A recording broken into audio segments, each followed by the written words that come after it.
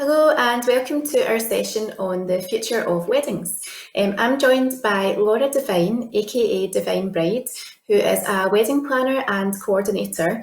And just because of the nature of her job, she's kind of always aware of the next big trends in weddings because she'll obviously be helping couples plan for next year and beyond for their big days. So today we're going to chat about all of the things that we think lie ahead for weddings over the next few years. So thank you for joining me today, Laura. Hi, no problem. Thanks for having me. It's good to chat weddings and get excited about weddings again. So, yeah, thanks for having me. Yeah, it is really good. It's nice to have something kind of positive and it feels a bit weird to be talking about the future of weddings because obviously we've never lived in such an uncertain time. And weddings at the moment are looking a lot different to the way that we normally would expect from them. Normally they're a lot bigger. But just now couples have no choice but to have quite small celebrations. And I was just wondering, do you think that's something that's kind of going to stay even when life gets back to normal? Do you think we're going to see intimate weddings generally becoming more popular?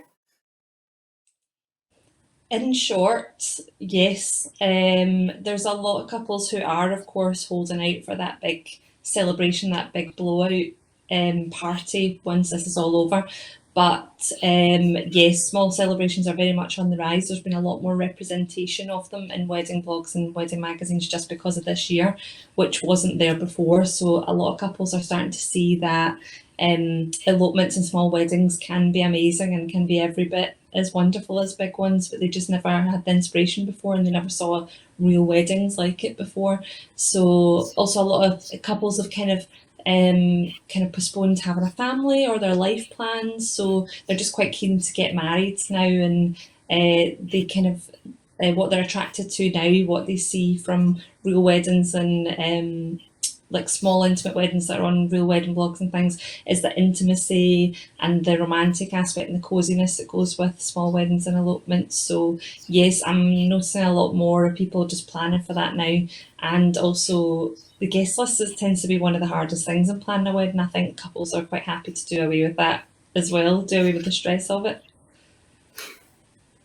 Yeah, that's funny that you say that because I've heard a few people saying that it's quite nice not to have any of that stress and that kind of dilemma of deciding, who's coming and who do I keep out. And there's a lot of kind of social politics that have been eradicated. So I guess that's one silver lining of all of this. Um, Another thing that I've noticed is obviously outdoor weddings are becoming much more popular again, just because for many people that's been the only option that they've had or the safest option that they've had. Is that something that you think is going to become, I guess, more popular even when we're kind of back to normal life? Definitely as well. Yes, outdoor weddings just offer a lot more flexibility in general. There's a lot less restrictions involved with them. I'm even seeing this in London, where I am based and where most of my work is. And outdoor ceremonies aren't even legal here yet, whereas they are in Scotland, obviously. And I'm even seeing the rise here. Couples, again, it's just this pandemic has really opened couples' eyes and their minds to being more flexible in what is out there and what's doable. So yes, the only thing to contend with is the weather on that respect. But if you've got a good planner and a good coordinator, that can all be taken care of, even if it's the worst of weather. Yeah, yeah, that's a very important point, especially in Scotland. And yeah, that's one thing that a lot of people don't realise is the kind of difference in the law between Scotland and England and Wales. Like up here, you can literally get married anywhere you like, so long as your celebrant kind of approves of it and deems it safe and dignified, which is why we've seen some really cool weddings recently, up mountains and on the beach and things like that. There's really no restrictions in Scotland, which is really fun. Like it's always been something that I've loved about getting real life weddings and seeing, the different things that people can do. Um, Obviously, because of your job, you've got couples who are getting married next year, the year after that. And I just wondered, are there any kind of trends that you've noticed, anything that you're picking up on that seems to be popular for the next few years? people are still excited to get married, which is a good thing. But one thing that's come out of COVID specifically in the pandemic, unfortunately, is people are more willing to splash out and they're planning more for um, a bigger celebration or a more opulent celebration when it comes. So I'm seeing a lot of my couples for next year and the year after kind of splashing out more on champagne upgrades, a free bar, an extra dress for the bride on the day, spending a bit more on food, just really going for it when they can. So my postponements that have been from this year going to next year or the year after, they've got more time now to save up. And the new weddings that were booked in then anyway, they're just so fed up with this year and they just really want to go for it and have like a really amazing day, which I don't blame them for. And it's a really nice thing to see because that's what a wedding's all about, is celebrating and partying. So they just want to do it right, which, yeah, I'm all for. I'm all behind. Yeah, I'm totally, totally all for that as well. I think that, a lot of people have been saying, oh, maybe like that's big wedding's done for. And I've been saying it absolutely isn't because, I miss parties so, so much. And I know all of my friends are the same. Like you really miss that kind of, um, like drinking and dancing with your pals and just, singing and having a good laugh. Like that's really been missing from our lives this year. So it's good to know that people are kind of planning ahead. And yeah, I like the sound of that champagne bar for sure. Um, and what about things like colour palettes and themes and stuff like that? I kind of feel like the boho look has been really popular for the past few years. But I'm just wondering, is there anything new on the horizon, do you think? Do you think we're kind of seeing a move away from that, or is that still looking quite popular? It's definitely still quite popular, especially harking back to what we were talking about outdoor weddings. The kind of festival vibe and festival style parties are still very popular. However, I'm seeing a rise of more modern colour pop, modern art type vibes coming through with some of Mhm. my couples. Also going back to the last question where couples are kind of splashing out and just going for it, kind of going bold or going home. Um, I know a really amazing cake designer down here. She's actually Scottish, but she's based in London as well. And her background sculpture, it's Alison from Art Bakery, and she does these amazing geometric colour pop cakes that are just out of this world. And it's kind of that trend, and she's been at the forefront of it in London.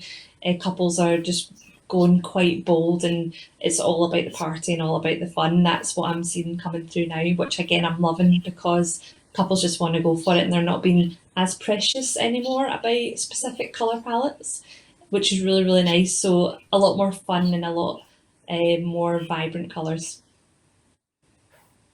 That's really good to hear as well. Like I think it'll be nice to have this future of weddings that are big and full of fun and yeah, just feel like a bit more, I guess, energetic and yeah, lively. And what about things like entertainment? Are you seeing anything new on that side of things? And are there any kind of traditions that you feel are falling out of favour and being replaced by a new, more up to date ways of entertaining guests, like both in terms of entertainment and food and drink and all that kind of stuff?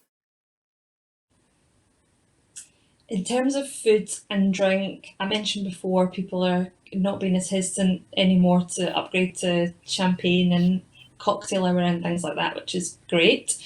Grazing tables and sharing platters were on the rise for quite a few years, and that was really popular, went with the party vibe, but they've kind of fallen out of favour because of the pandemic this year and health and safety restrictions, and caterers not really want to touch that given the situation. So, with regards to that and food, some of my couples are reverting back to a more traditional sit down meal, but they're going for something a bit more modern, taking inspiration from their favourite restaurants, doing much smaller courses, but doing something more fun like a tasting menu.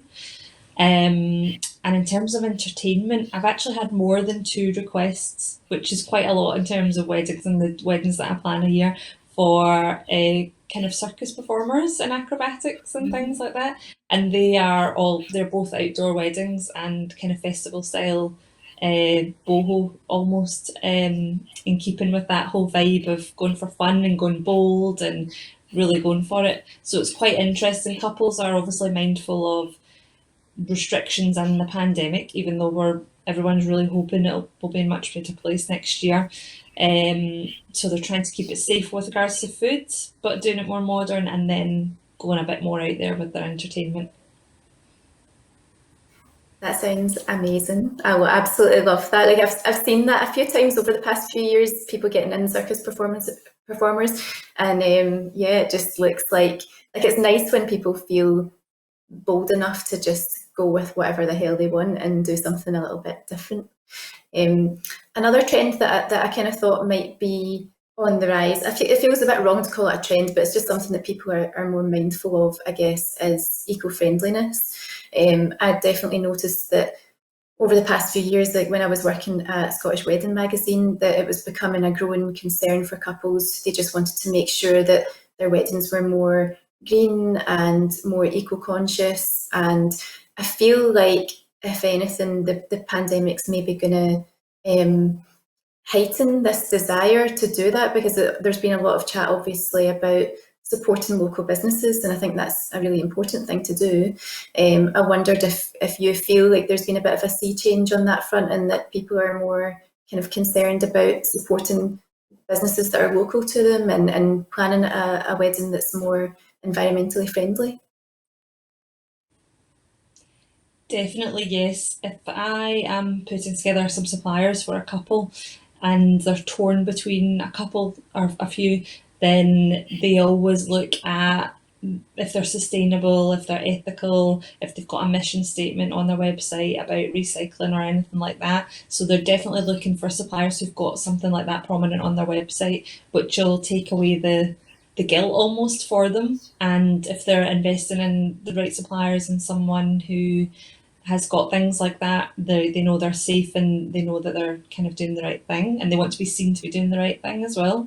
So an increase in my couples are choosing, like say, florists who don't use floral foam, and caterers who use local produce and seasonal produce, and who maybe have a statement on their website about waste and how they combat that.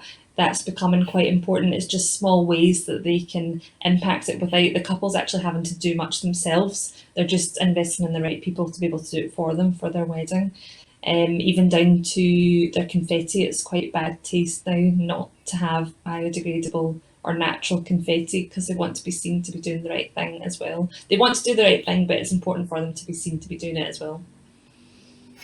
Yeah, I mean, I think that's kind of true of our generation generally now, especially with Instagram and things like that. I think everyone's kind of more conscious about the way that they're perceived as much as they are about just the act of doing things. Is there anything else that you've kind of got on your radar? Anything else, more generally speaking, that you think we're going to see from weddings in the future? Anything that you're particularly looking forward to? I'm just generally very hopeful in general, and I just really hope that the government continues to support the wedding industry, which they haven't been amazing at so far, but continues to kind of keep us informed, because the main battle this year has been the kind of flip flopping between numbers and what is allowed and what is not allowed, and trying to keep up with that. So I'm just really hopeful that numbers steadily increase, that there'll be not as much risk for the elderly being able to attend, because there's been so much heartbreak this year with couples who can and can't go ahead, or if they can go ahead, perhaps their grandparents aren't able to come, which of course is a pandemic and is something that we can't really control. But I'm just hoping for those things to be done in a controlled and safe way. And I'm just really looking forward to getting back to work properly and giving people back their dreams, because people really feel that they've been robbed this year, understandably. People who were they planning up until the last minute. I had weddings from March that were cancelled very, very last minute, and everything was ready to go.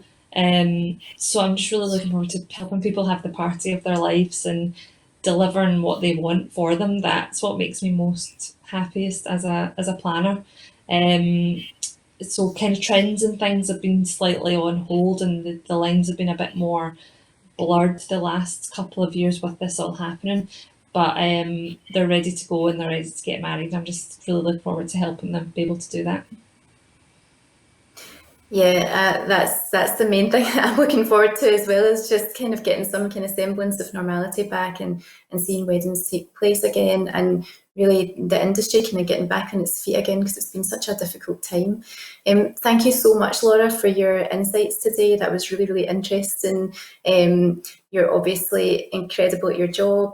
If anybody who's watching this would like to know more about Laura, you can find her on Instagram at Devine Bride, and also check out her website, divinebride.co.uk. She's got lots of great blog posts about all the different weddings that she's planned. It'll give you hours and hours of inspiration. And speaking of inspiration, please stick around at the show today. Go and visit the exhibitors at their booths. Make use of the special offers that are on offer available today, and also come back to the main stage. There's still lots of talks to take place, and I'm really looking forward to introducing you to some more experts. Thank you.